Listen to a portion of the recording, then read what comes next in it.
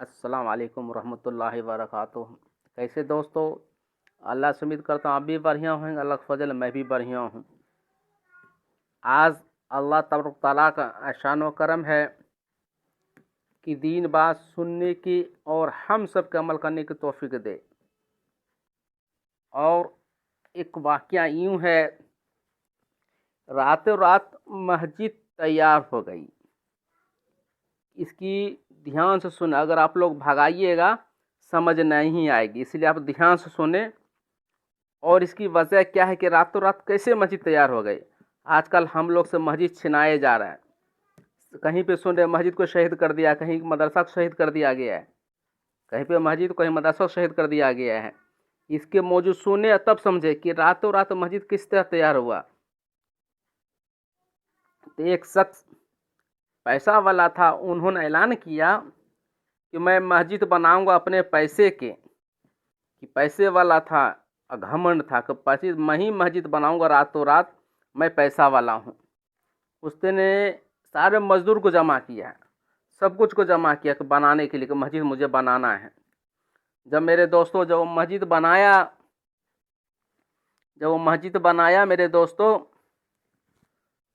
तो खाब में क्या देखता है कि एक बूढ़ी के गेट पे नाम लिखा हुआ है। मस्जिद के गेट पे खाब में देखा कि मस्जिद के गेट पे एक लेडीज़ का नाम है। तो उसने फिर सो के उठा, देखा अरे किसी के नहीं सपना है, फिर सो गया। फिर दूसरे दिन वही सपना देखा कि मस्जिद पे किसी और का नाम है, मेरा नाम है नहीं, कि मस्जिद मैं बनाया हूँ, मेरा नाम है नहीं। ये क्या वजह है, ये क्या वजह कि मेरा नाम नहीं है, इसकी वजह क्या है। जब फिर तीसरे दिन फिर ख्वाब देखा उसी लेडीज़ के नाम मस्जिद में, इसका भी नाम उसके साथ उसका भी नाम जुड़ा हुआ। फिर हैरत कहा कि मस्जिद मैं बनवाया हूँ, मस्जिद में किसका नाम है, ये किसका नाम है मेरे साथ में। जब मेरे दोस्तों वो शख्स उसी नाम को गांव में पता लगा कि है कौन, जो लेडीज कि मेरे साथ में नाम जुड़ा लेडी है कौन। जब अपने आदमी को भेजा, पता लगाया, एक नेहत गरीब जिसको खाने की व्यवस्था नहीं, बहुत परेशानी था।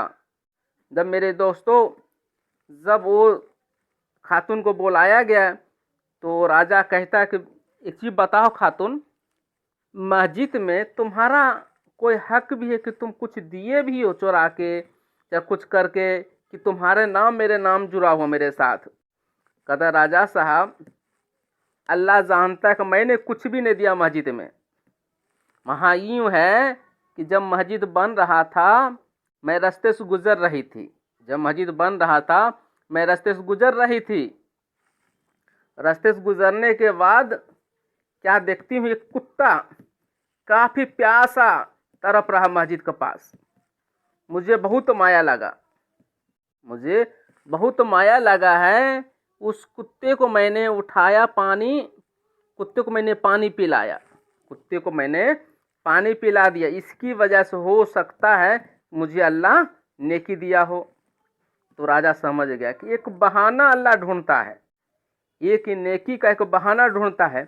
मैंने मस्जिद बनवा दिया और एक कुत्ता को उसने पानी पिला दिया, उतना ही नेकी मिला। मेरा भी जन्नत में नाम है, उस खातून की भी नाम है। इसे क्या पता चले मेरे साथियों, जब मस्जिद में 1 रुपये देते हैं, जब मदरसा में 1 रुपये देते हैं, तो क्या होगा, वो नेकी लिखाता है, शकल नहीं देखता है। किसी के 1 लाख रुपये लगा हुआ है, किसी का 1000 लगा हुआ है, किसी के 1 लाख रुपये, किसी को 2 लाख, किसी का 1000, किसी को 100 रुपये, किसी का 50। तो अल्लाह तबारक तआला फरमाता है, मैं दिल को देखता, शकल को नहीं देखता। तुम्हारा पास 1 लाख रुपया है, तुमने उसमें 10,000 दिया, और किसी के पास 10 रुपया है, उसने 10 रुपये दिया, वो 10,000 रुपये, ये 10 रुपये भारी है, क्योंकि उसके पास 10 रुपया है, हैसियत के हिसाब से उसने दिया। आपके पास 1 लाख रुपया अगर 10,000 दे देते हैं, आपको कुछ कमेगा नहीं, नेकी उतना ही मिलता है। मेरे भाइयों, इसीलिए हमेशा कहता हूँ कि आप मस्जिद हो, मदरसा हो, चाहे किसी को हो, बढ़ चढ़ के हिस्सा ले, कि काश एक नेकी आपको भी लिखा जाए, एक नेकी आपको भी लिखा जाए। इसीलिए कहने ज़्यादा सुनने, अमल करने की तौफीक दे हम सब मुसलमानों को। भाई हमेशा मुल्क के लिए दुआ करे। मस्जिद को शहीद कर दिया गया है, मदरसा को शहीद कर दिया गया है, ये सभी जानते हैं। हर एक मुल्क में अभी हो रहा है। इसे क्यों हो रहा है कि हम दीन छोड़ दिए, नमाज हम छोड़ दिए, बुराई हम छोड़ दिए कर रहे हैं। तो क्या होगा मेरे साथियों, वो दूसरे ही आदमी कब्जा करेगा। मुसलमान अभी सोए हुए हैं। भाई जागने का मतलब ये है कि आप नमाज पढ़िए। आप नमाज पढ़िए तो आप अगर नमाज पढ़िएगा अल्लाह आपको हिफाजत करेगा, अल्लाह हिफाजत करेगा, मस्जिद का हिफाजत होगा। आप खुद भी नमाज नहीं पढ़ते हैं, मस्जिद की हिफाजत किस तरह होगा। भाई हमेशा कहता हूँ वीडियो को आप लाइक करें, सब्सक्राइब करें, शेयर करें। क्यों कहता हूँ, कोई भाई के पास ये संदेश आ जाता है, मैसेज आता है, वो सीखेंगे, वो अमल करेंगे, आपको भी नेकी मिलेगा, मुझे भी नेकी मिलेगा। और एक बात दरूद शरीफ फजीलत तो बता देता हूँ। जो मुसलमान 80 मरतबा दरूद शरीफ पढ़ेगा 80 साल के गुनाह माफ़ हो जाएगा। जो 100 बार पढ़ेगा 100 साल के गुनाह माफ़ हो जाएगा। अल्लाह से दुआ करता हूँ हम तमाम मुसलमानों को दरूद शरीफ पढ़ने की तौफीक दे, ईमान पर रख, ईमान पर ही खात्मा हो। और इस भारत के लिए दुआ हमेशा करते रहे कि भारत में खूब तरक्की हो, हम सब मिल के रहने की तौफीक दे, कहने ज़्यादा सुनने की, अमल करने की तौफीक दे। अस्सलाम वालेकुम।